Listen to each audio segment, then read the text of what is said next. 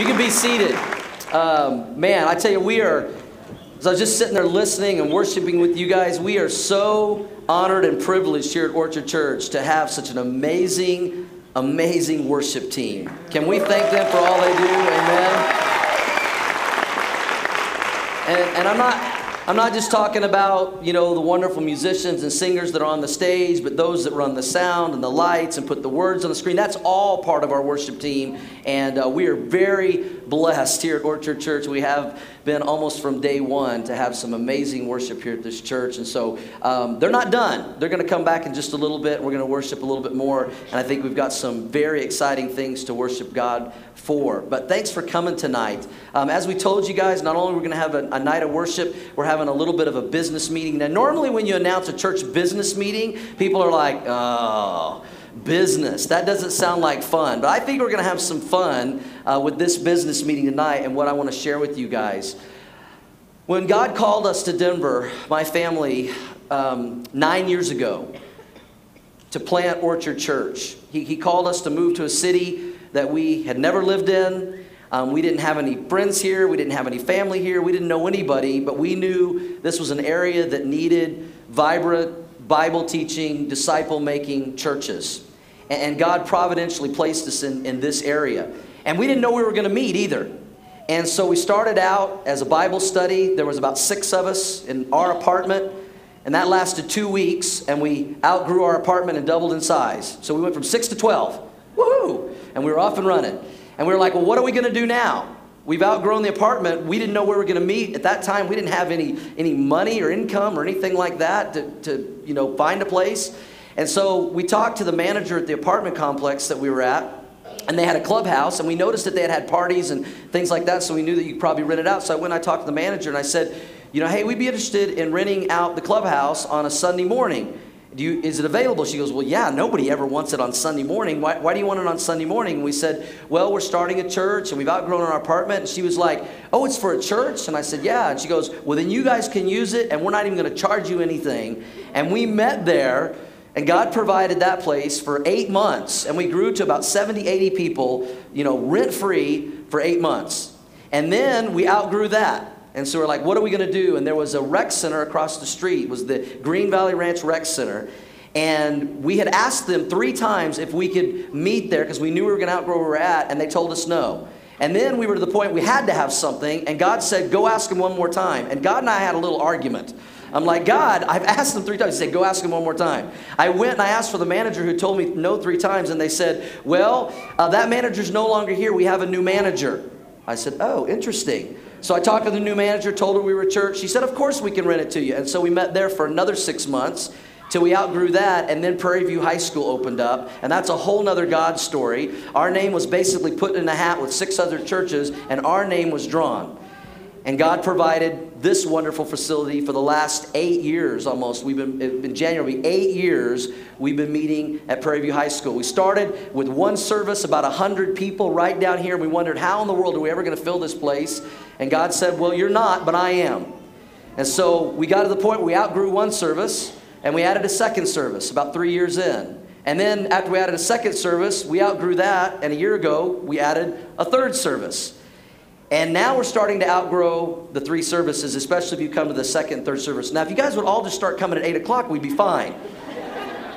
We haven't figured out how to get everybody to do that. And I can just tell you guys, I'm a pretty energetic guy. I have a lot of energy even at my age, but I finally found my limit. And 3 services in a row on Sunday morning is your pastor's limit. By the third service, I'm done. I am done. So we talked to the school about maybe adding a Saturday night service. And they said that we could, but they have so many programs and things, about once a month we wouldn't be able to meet, and that wasn't going to work. And so we started realizing we're to the point that maybe God has something else for us. And as many of you have heard me say over and over, we did not come to Denver to build a church building. We came to build a church. And there's a big difference. Amen? We are the church. A building is just a place for us to meet. It's just a facility. And we said if God ever wants us to have a building of our own to continue the vibrant ministry in this community, then God will let us know at the right time in the right place, and He will open the right doors. And so, as you guys have known, there's been 38 acres of land sitting right next door to the high school ever since we moved in. About 4 years ago, we started conversations with the owner of that land.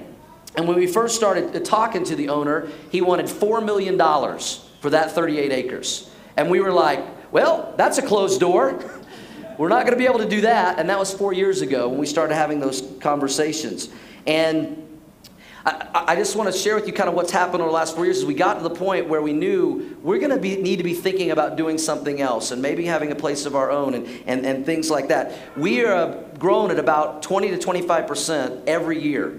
Right now, we are up 26% this month over a year ago. 26%. 2 Sundays ago, we were up 35% over the same Sunday last year. And usually September's a little slow, and then October, November is when things really crank up and it gets hard to find a seat. And we don't, as a church, we don't have the Field of Dreams mentality. The Field of Dreams mentality is, if you build it, they will come. That's a lot of churches' mentality. We're going to build it and hope they come. We have the opposite of that. We've said, once they come, then we'll build it.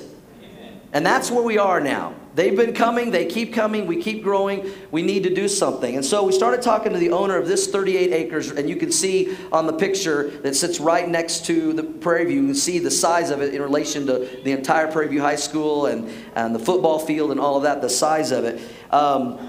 He wanted $4 million. This 38 acres that I want to tell you about, that we have a decision to make tonight about, 38 acres was purchased 9 years ago by the owner. He lives in Chicago. He purchased the land as an investment opportunity, but it's been very difficult because he's in Chicago and the land is here and things like that. He bought it for $2.375 million 9 years ago. He was trying to sell it for $4 million for about 2 or 3 years to make a profit. He then dropped the price to $3.3 million about a year and a half ago. And it didn't sell at the $3.3 million. To give you a little background about this land, it is in unincorporated Adams County right now. So it needs to be zoned, it needs to be annexed into the city of Brighton. Well, most people, developers and things like that, didn't want to mess with the time to do that. They want to buy land that's already zoned and annexed, and they didn't want to wait the time. So he had it for $3.3 million. We then started getting really serious about negotiations with him and trying to figure out a better price. And we were able to negotiate him down to $2.25 million. So from $4 million down to $2.25 million in about a year and a half. There's a family in our church that they own Stonebrook Manor, where we've had some of our appreciation dinners. And the father that owns that business, his name is Rex Hogue. He's actually with us tonight in our service. He started helping us about 6 to 9 months ago, helping me, because he's developed land, he's bought and sold land, kind of working with us to see if we could work something out to get this land. And what his intention was, and our intention was, he was going to try to buy the land, and then he was going to sell it off to a developer and then donate, 6 to 8 acres back to Orchard Church, which I shared that with you guys, which would have been a tremendous blessing, and what a heart to do that. But the landowner did not want to wait the year of annexation and zoning. And so he didn't want to wait that year. He wanted to cash out before the end of this year. So Rex started talking to us and helping us and said, I believe that if you guys can get that land at that price or better, that there's a really good opportunity once we zone it and annex it, that we can take what we need to build on and then sell the rest off, and our land will be paid for, and potential, not a guarantee, but potential, we might even make some money and have ours free and clear to help go against a building. And so he started working and helping us with that. And so knowing the owner said, well, I want to cash out by the end of the year, we gave him a very low ball offer. Because we said, well, we can't pay $2.25 million. So we shot him a very low offer. And he came back, and after it was all said and done in negotiations, he's willing to sell us, Orchard Church, the 38 acres, for $1,810,000. That's what we're talking about. And I know he probably doesn't want us to recognize him, but I'll just deal with that later. But can we thank Rex, who's here tonight, for helping us get to this point? Because there's no way we'd be to this point. Thank you, Rex. Thank you.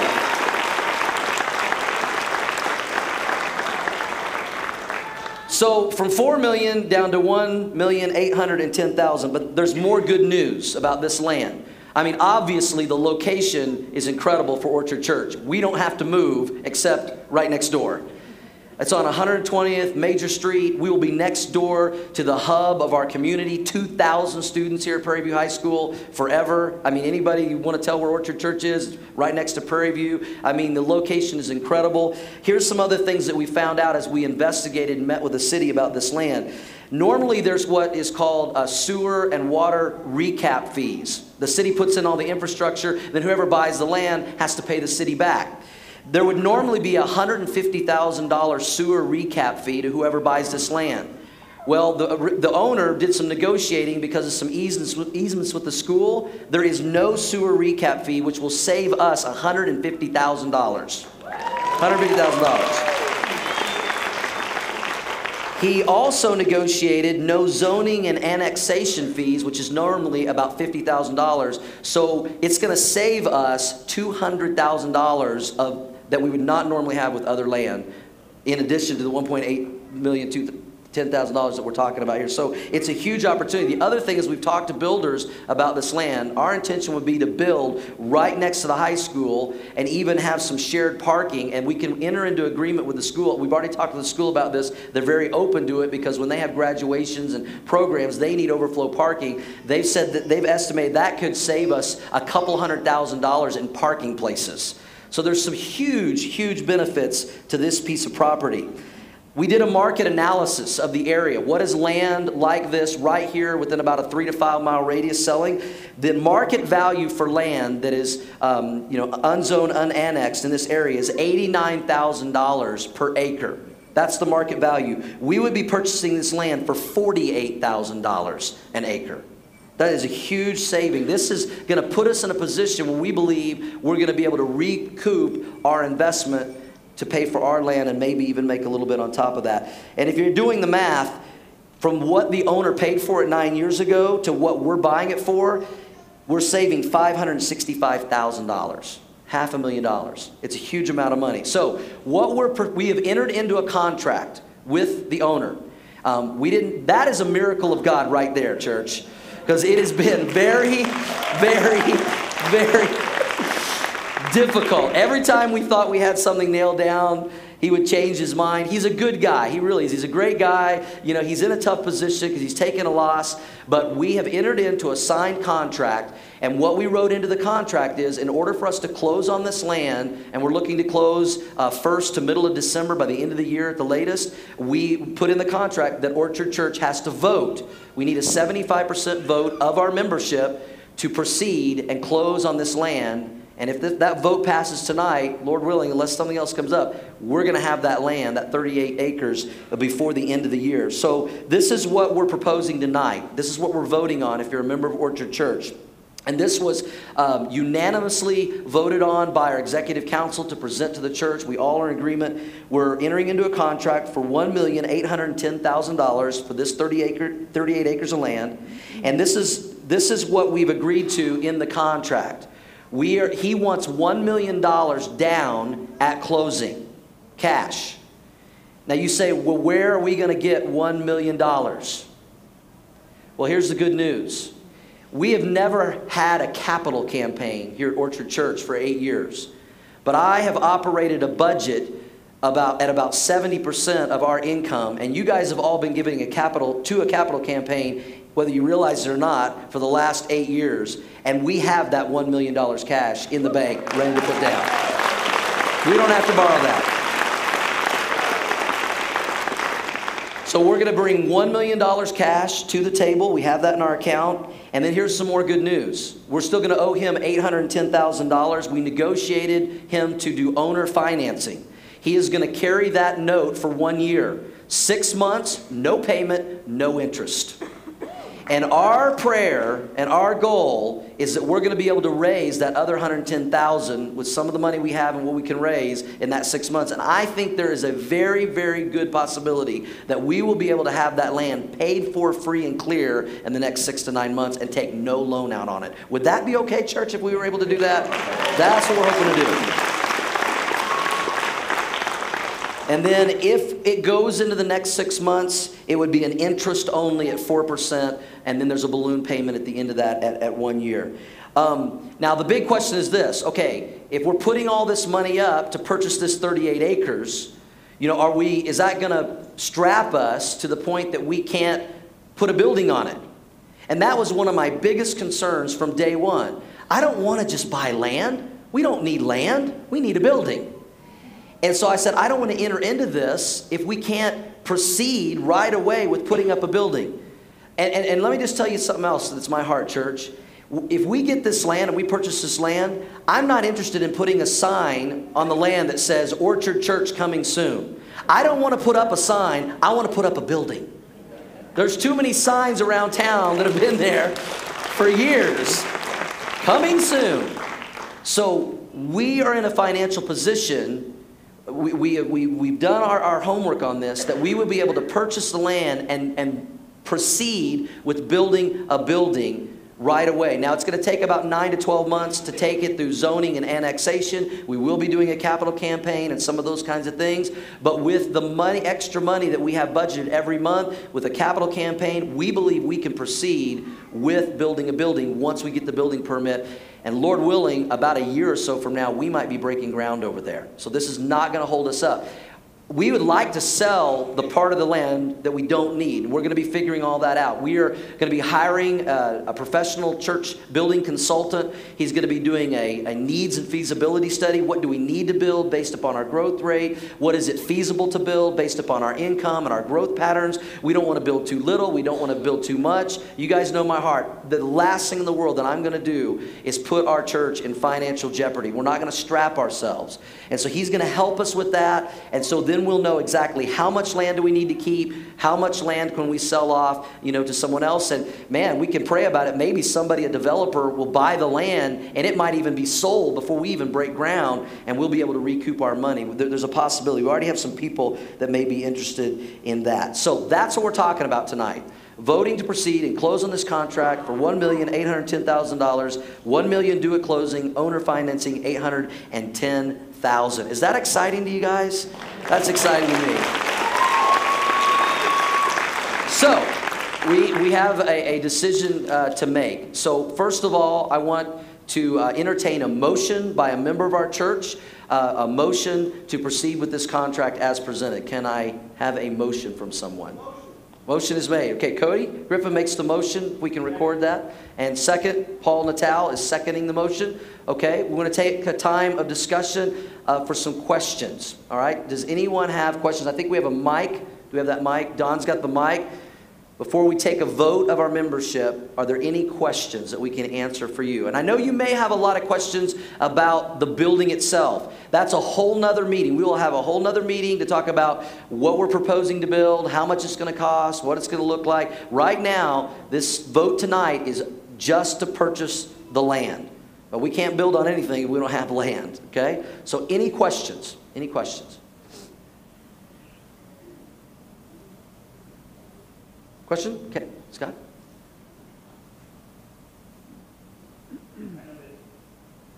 We on? We on back there? I know that you said that you've been building basically the capital campaign. How would this affect our missions at all? No, not at all. No, our capital campaign comes out of our general fund, is completely separate from our missions giving, completely separate from our feeding centers. It comes out of our general fund, and we tithe off of our general fund to missions, and that is separate from capital money. Good question. Yeah. Will not affect any of our ministries that we already have in what we're doing. I think I saw a hand way up in the back there, Don. Hey, Doug. So as far as the capital campaign, how much was that was for the land or for the building? That will be for either or. If we need to make up, because we need to make up some money to pay the $810,000, we'd like to not have to take a loan for that. If we do have to roll some of that into a loan, we'll do that as one project, land and building. So the capital campaign will help us with both of those. Do you know about how much that would be for? Well, that's a good question. We have talked to 4 or 5 different capital campaign consultants. One of the guys that we're going to hire, that's what he does. He said generally a church can raise about 2 times their annual income in a 3-year campaign. For Orchard Church, that would mean raising about $2 to $2.5 million over 3 years. He said that's a good campaign. And I said, well, we're not a good church, we're a great church. So I think we can raise more than that. So that's what we're looking at. All right? Good question. Yeah.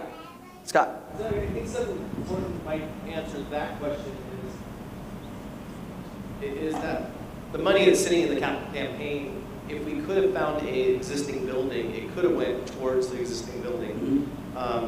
There's just not a lot of existing buildings that will fit as many members as we have in our church. In fact, there's none. There's none in our community. We've looked. It's just to clarify that point. Oh, very good point. Yeah, you guys may not be aware of this. I wasn't aware of this till recently as we did some demographic studies in our area and as we're getting into our growth pattern. And from what we've been told, Orchard Church may very well be at this point the largest attended church in Adams County. That's how significant this church is in this area. And there aren't other places that will even fit us size-wise.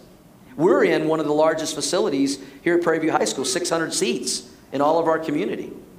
We've been meeting in it. Any other questions? Yes?